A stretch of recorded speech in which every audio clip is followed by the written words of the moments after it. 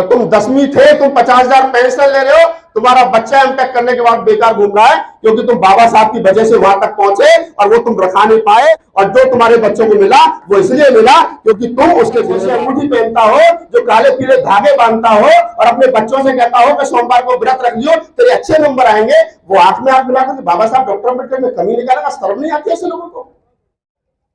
Mobile चला रहे हो वो रख दे,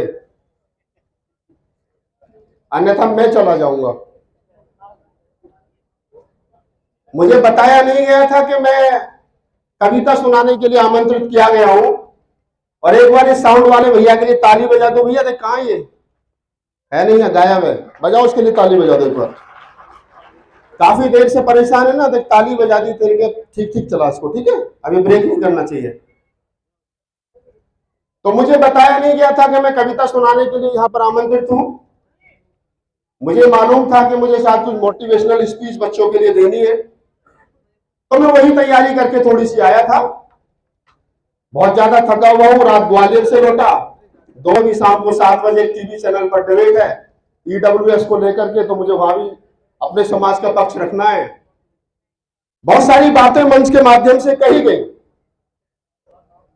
मैं भाग्य सौभाग्य में विश्वास नहीं रखता, मैं हाथों में कोई किस्मत चमकाने के लिए अंगूठी नहीं पहनता, मैं कोई काला पीला हाथ में धागा नहीं बांधता, क्योंकि मैं बाबा साहब डॉक्टर अम्बेडकर का ओरिजिनल बेटा हूं और इस बात को मैं गर्व के साथ कहता हूं।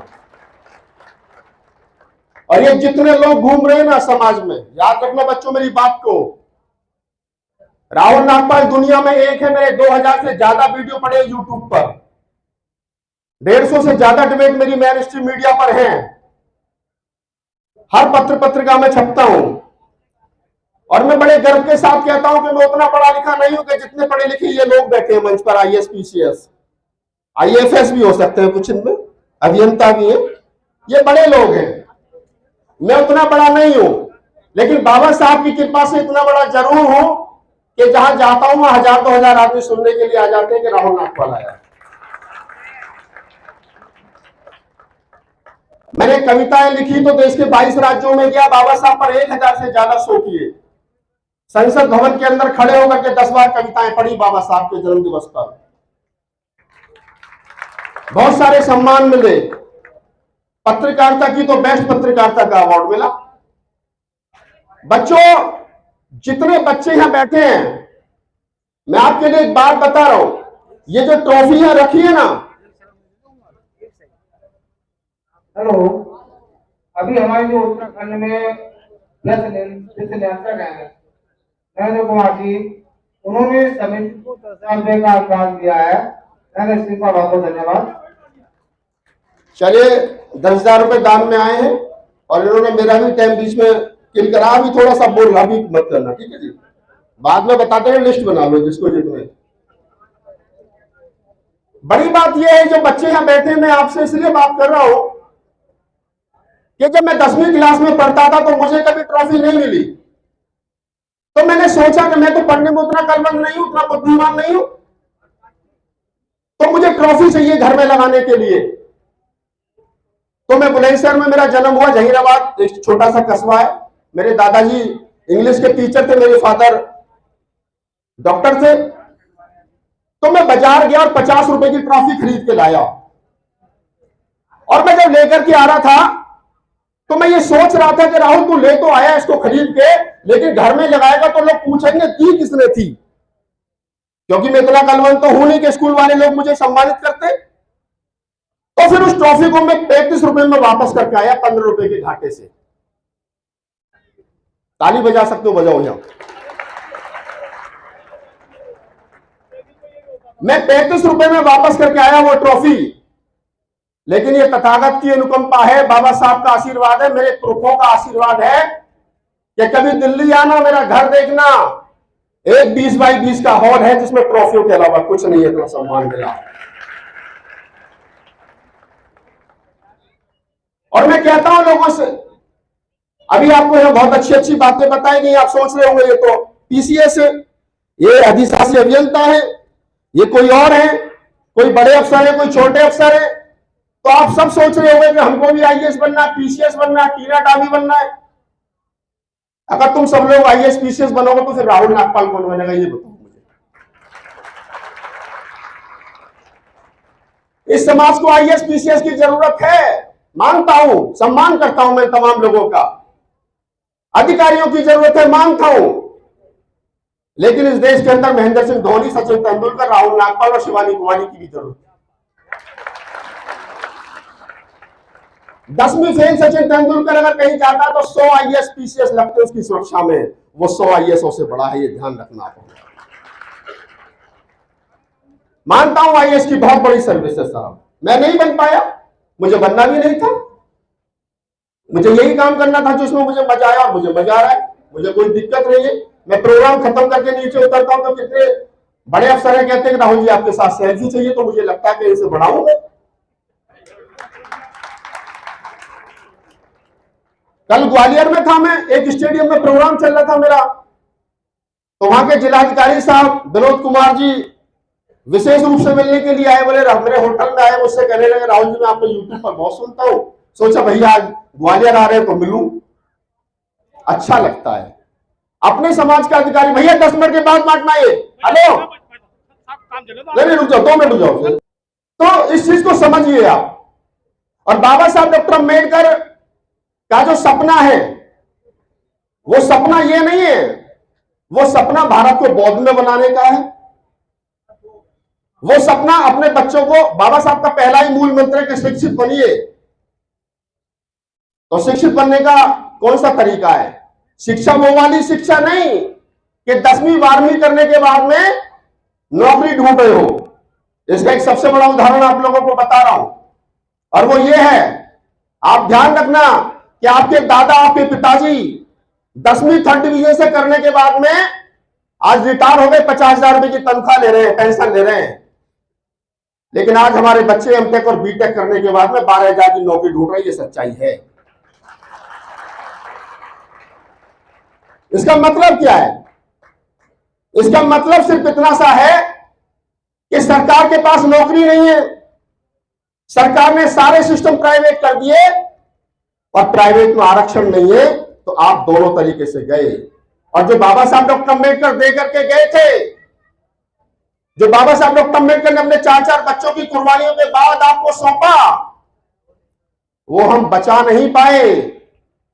हम बाबा साहब डॉक्टर अम्बेडकर की कुर्बानियों को रखा नहीं पाए। हम लोगों ने घरों में तो कुत्ते तो पाल लिए, उनको रखाने, उनको घुमाने के लिए एक नौकर भी रख लिया, लेकिन पलट करके कभी इस गांव की तरफ नहीं देखा जिस गांव से निकल करके आए थे, तो उस गांव में जाकर के थोड़ा सा पुस्तकालय बनाते ताकि उस बच्चे पढ़ जाए। नहीं किया हमने काम। 20 साल पहले हम लोग सोचते थे, किसी के यहां पर्ची काटने जाते थे तो कहते थे कि बाबा साहब का जन्मदिन है, 500-100 रुपए दो। तो कितने लोग तो कहते थे कि जी मैं पढ़ता नहीं तो क्या मुझे नौकरी मिल जाती। आज मेरा सवाल है कि तुम 10वीं थे, तुम 50,000 पेंशन ले रहे हो, तुम्हारा बच्चा एमटेक करने के बाद बेकार घूम रहा है, क्योंकि तुम बाबा साहब की वजह से वहां तक पहुंचे और वो तुम रखा नहीं पाए। और जो तुम्हारे बच्चों को मिला वो इसलिए मिला क्योंकि तुम उसके गुनहगार हो, और आज अपने बच्चों से आंख से हाथ मिला नहीं सकते। आज तो दुकान हो गई, आज तो दुकान हो गई, रेलवे बिक गया, एजुकेशन प्राइवेट हो गई। उत्तर प्रदेश में बहन जी की सरकार थी, बसपा की सरकार थी, हमारे बच्चों ने फ्री में एमबीबीएस और एमएस किया। आज 50 लाख रुपए लगते हैं एमबीबीएस करने में। कौन जिम्मेदार है? कौन जिम्मेदार है? हम सब लोग जिम्मेदार हैं। संचालक साहब कह रहे हैं छोटा कर दो, मैं तो 2 मिनट में खत्म कर दूंगा, मैं तो बोलने के पैसे लेता हूं। शायद हो सकता है जितने लोग मंच पे बैठे हो सबने दिए होंगे पैसे। मैं अकेला आदमी हूं जो दिल्ली से आया हूं, तो लेके जाऊंगा, लाओ 2 मुझे क्या दे रहे हो। मैं तो लेके आता हूं, मेरा तो पैक प्रोग्राम होता है। 1 घंटा बुलवाओगे इतना, आधा घंटा बुलवाओगे उतना। लोग कहते हैं जी समाज के पास पैसा नहीं है, कहां कमी है भैया? दारू के ठेके खुलते नहीं, उससे पहले तो लेन में लग जाते, बहुत पैसा है समाज के पास। और आज का तो हमारा पढ़ा लिखा आदमी है ना, वो रात को टांग पे टांग रख करके इंग्लिश मूवी देखते वक्त अंग्रेजी में बात करता है। कहता बाबा साहब डॉक्टर अम्बेडकर ने कुछ नहीं किया मेरे लिए। मैं अच्छा ठीक करा है, तेरे लिए कुछ नहीं किया। आज जो तू बैठ करके बोल रहा है बाबा साहब की वजह से बोल रहा है। एक मेरे मित्र दिल्ली यूनिवर्सिटी में प्रोफेसर है, उन्होंने एक दिन बात कही, शॉर्ट कर रहा हूं इसलिए मैं ये बात कर रहा हूं, बात तो कुछ और भी करना चाहता था।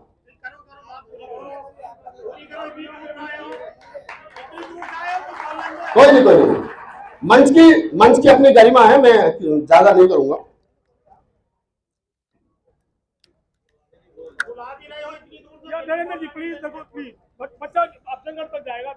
तो मैं 2 मिनट में खत्म कर रहा हूं सर, मैं तो बता दिया आपको, जितने बोलूंगा उतना बोलूंगा, मैं तो वो खिलौना हूं, जितनी चाबी भरोगे उतना चलूंगा, ज्यादा नहीं चलूंगा। एक मेरे मित्र दिल्ली यूनिवर्सिटी में प्रोफेसर है, उन्होंने एक बार मुझसे एक बात कही, हिंदी के प्रोफेसर है, कहने लगे राहुल जी, बाबा साहब डॉक्टर अम्बेडकर ने 2 गलती की। मैंने कहा कौन कौन सी? एक तो उन्होंने दूसरी शादी की और एक बौद्ध धर्म अपनाया।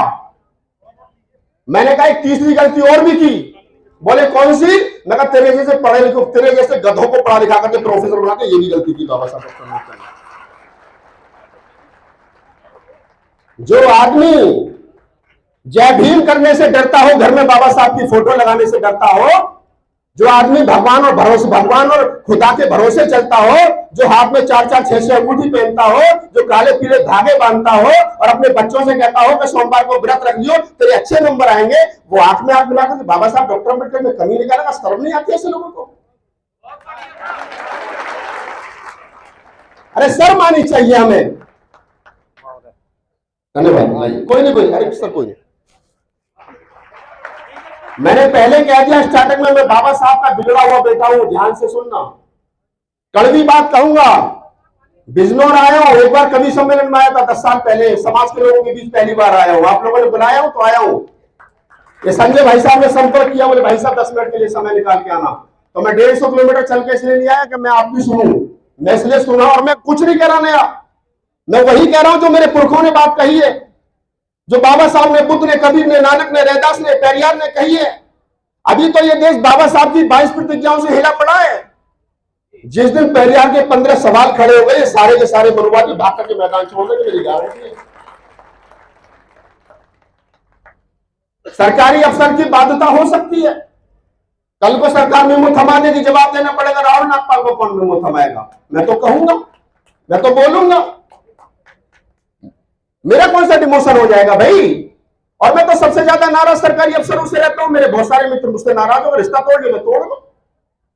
उत्तर प्रदेश के अंदर कई लाख लोगों का डिमोशन हुआ साहब, हुआ 1 लाख 1.5 लाख लोगों का हुआ, 1 लाख लोगों का उत्तर प्रदेश में डिमोशन हुआ अखिलेश सरकार में। 1 लाख लोग वो जिनका डिमोशन हुआ, एक उनकी घरवाली, 2 लाख और 2 बच्चे, कितने हो गए? 4 लाख। ईमानदारी से 50,000 आदमी अगर सीएम आवास का घेराव करते तो डिमोशन नहीं होता, ये गारंटी है। लेकिन पढ़े लिखे लोग ये चाहते हैं कि उनकी हक की लड़ाई भी वो आदमी लड़े जो गांव में भूख और गरीबी में मर रहा है, वो लड़े। क्यों लड़े भाई? क्यों लड़े? नौकरी लगने के बाद में तुमने कितना पलट करके देख लिया अपने उस भाई को? अरे गांव से चाचा फटी साड़ी में, फटी धोती में आता, कहते हैं कि हमारे खेत में नौकरी करता है। हमने घर में 2 कुत्ते पाल लिए, एक नौकर रख लिया उसको घुमाने के लिए, पलट करके नहीं देखा समाज को। तुम ही झेलोगे और कोई नहीं झेलेगा। मैंने कभी जाति का फायदा नहीं उठाया, सच बता रहा हूं। मेरी क्वालिफिकेशन जितनी भी रही, बुद्धिस्ट होने के नाते रही, मैंने कभी एससी का सर्टिफिकेट नहीं लगाया।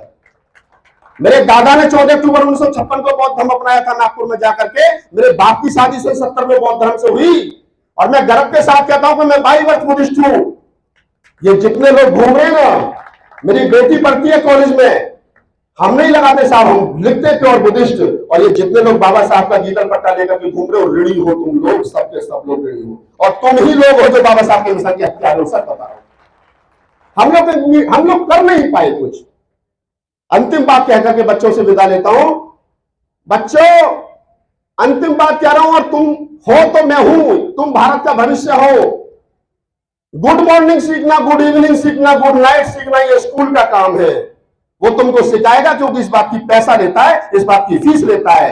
लेकिन तुम्हारे माँ बाप से कह रहा हूं, उनको जय भीम और नमो बुद्धाय सिखाना, इस बात को स्कूल नहीं सिखाए, इसको तुम सिखाओगे। अगर ये जय भीम के साथ, जय भीम, गुड मॉर्निंग के साथ जय भीम करेंगे, तो ये अगर अफसर भी बन जाएंगे तो बाबा साहब डॉक्टर अम्बेडकर के मिशन के साथ चलेंगे। और अगर सिर्फ गुड मॉर्निंग और गुड इवनिंग रह गई और जय भीम नहीं रही ना, तो ये हमारे किसी काम के नहीं है, फिर तो ये ऐसी है जैसे दूसरे वाले थे। तो इस बात को ध्यान रखना। और एक बात कह रहा हूं, इस देश के अंदर सबसे आसान काम है बच्चों, पढ़ाई करना सबसे आसान काम, पढ़ाई करना है, कोई चिंता नहीं है। सुबह मम्मी उठाएगी, बच्चा उठ जा, देख मैं तेरे लिए दूध लाई हूं, चाय पी ले बेटा, पढ़ ले। थोड़ी देर बाद पापा आएंगे, बेटा चॉकलेट खा ले, पढ़ ले। तो रात को मम्मी आएगी, बेटा थक गया होगा, सो जा, पढ़ ले। कोई काम नहीं, सिर्फ पढ़ाई करनी है। ये सबसे आसान काम है। इसके बाद जितने भी काम है सब कठिन है। नौकरी ढूंढोगे कठिनाई है, धंधा करोगे कठिनाई है, सर्विस ढूंढोगे, नौकरी करोगे तो भी कठिनाई है, डिमोशन का, प्रमोशन की, सौ टेंशन। तो ये सबसे आसान काम है। और मैं कह रहा हूं कि जो पढ़ाई नहीं कर सकता वो जीवन में कुछ नहीं कर सकता। ये बाबा साहब का सूत्र है। और बाबा साहब के, मैं आयोजक साहब आपसे कह रहा हूं, आप इतना पैसा खर्च करते हो, एक छोटा सा काम अगली बार और कर लेना कि बाबा साहब का जीवन संघर्ष 10-15 रुपए का आएगा, बच्चों को दिया करो, ताकि है तो बहुत अच्छी बात है। बाबा साहब डॉक्टर अम्बेडकर का जीवन संघर्ष लेकर के जाना और अपने पुरखों को पढ़ना। अंतिम बात, कुछ शिक्षक लोग भी यहाँ पर है, उनसे भी कर लेता हूँ। शिक्षक है कुछ लोग, एक बार हाथ खड़ा करना। अधिकतर शिक्षक है। शिक्षकों, आपके कंधों पर जिम्मेदारी है अगली पीढ़ी को तैयार करने की। मुझे मालूम है कि सिलेबस में जो है उससे 1 इंच इधर या 1 इंच उधर आप नहीं पढ़ा सकते। आप नहीं पढ़ा सकते, सरकार की तलवार आपके ऊपर लटक रही है। लेकिन आप ये जरूर बता सकते हो कि अगर इस देश की सरकार ये कहती है कि ज्ञान की देवी जो है वो सरस्वती थी, तो आप ये बता सकते हो कि देश की पहली शिक्षिका जो थी वो माता सावित्रीबाई फुले थी, जिसने, ये आपकी जिम्मेदारी में आता है। और कम से कम आप अपने बच्चों को ये बताएं कि ये काल्पनिक देवी जो हमारे ऊपर थोप रखी है, सरस्वती, ये सावित्रीबाई फुले है, असली ये वाली देवी है जो हमारी पुरखी है, हमारी दादी है, हम उसके कुल के हैं। ये बताने आपकी जिम्मेदारी है। ये बताना आपकी जिम्मेदारी है कि बाबा साहब डॉक्टर अम्बेडकर ने किस प्रकार से यहां तक आपको लेकर के आए। जिस समाज के गले में हांडी और कमर पर झाड़ू लगती जाती थी, आज गले में टाई और कमर पर बैट लग गई।